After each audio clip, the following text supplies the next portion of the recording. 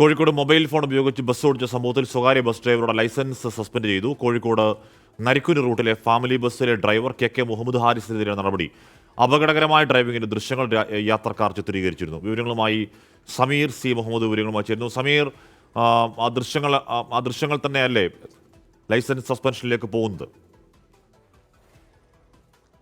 ഹാഷ്മി, തീർച്ചയായും ആ ദൃശ്യങ്ങൾ തന്നെയാണ് ഇത്തരമൊരു നടപടിക്ക് ഇടയാക്കിയിരിക്കുന്നത്. കഴിഞ്ഞ ദിവസമാണ് ഈ സംഭവം ഉണ്ടായത്. കോഴിക്കോട് നിന്ന് നരിക്കുനിയിലേക്ക് പോവുകയായിരുന്നു. അതിൽ കണ്ണൂർ റോഡിൽ വെച്ചുകൊണ്ട് മലബാർ ക്രിസ്ത്യൻ കോളേജിന് സമീപത്ത് വെച്ചുകൊണ്ടാണ് ഈ ഡ്രൈവർ ബസ് ഓടിച്ചത്. ഒരു കയ്യിൽ മൊബൈൽ ഫോണും മറുകൈയിൽ സ്റ്റിയറിംഗുമായാണ് അദ്ദേഹം മുന്നോട്ട് പോയത്. നിറയെ യാത്രക്കാരും ഈ ബസ്സിൽ ഉണ്ടായിരുന്നു. ഇതാണ് യാത്രക്കാർ ചിത്രീകരിക്കുകയും മോട്ടോർ വാഹന വകുപ്പ് ഉദ്യോഗസ്ഥർക്ക് അയച്ചു നൽകുകയും ചെയ്തു. തുടർന്ന് കോഴിക്കോട് സ്വദേശിയായിട്ടുള്ള കെ മുഹമ്മദ് ഹാരിസിനോട് ഹാജരാവാൻ RTO നിർദ്ദേശിച്ചു. PA നസീർ ആണ് നിർദ്ദേശം നൽകിയത്. ഇതിന്റെ അടിസ്ഥാനത്തിൽ ഇദ്ദേഹം ഹാജരാവുകയും ചെയ്തു. തെറ്റുപറ്റി എന്നുള്ള കാര്യമാണ് അദ്ദേഹം മൊഴി നൽകിയത്. അതിന്റെ അടിസ്ഥാനത്തിൽ ഇപ്പോൾ അതിൽ നടപടി വന്നിരിക്കുന്നു.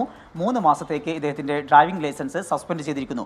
ഒപ്പം തന്നെ ഇതുമായി ബന്ധപ്പെട്ടുള്ള ഒരു അച്ചടക്ക നടപടിയുടെ ഭാഗമായിക്കൊണ്ടും ഒപ്പം തന്നെ ഇതുമായി ബന്ധപ്പെട്ടുള്ള നിർദ്ദേശങ്ങൾ ലഭ്യമാവുന്നതിന് വേണ്ടിക്കൊണ്ട് 5 ദിവസത്തെ നിർബന്ധിത ക്ലാസിന് ഹാജരാകണം എന്നുള്ള നിർദ്ദേശം കൂടി ഇദ്ദേഹത്തിന് നൽകിയിട്ടുണ്ട്. ഇത്തരം ഡ്രൈവർമാർക്കെതിരെ കർശനമായിട്ടുള്ള നടപടി ഉണ്ടാകും എന്നാണ് മോട്ടോർ വാഹന വകുപ്പ് നിർദ്ദേശിക്കുന്നത്. സമീർ സി മുഹമ്മദാണ്. അതുകൊണ്ട് ഫോണിലൊക്കെ സംസാരിക്കുമ്പോൾ മറ്റുള്ളവരുടെ കയ്യിൽ ഫോൺ ഉണ്ടെന്നും അതുകൊണ്ടൊരു വീഡിയോ ഒക്കെ എടുത്താൽ പണിവാളും എന്നും അത്തരക്കാർ മനസ്സിലാക്കുക.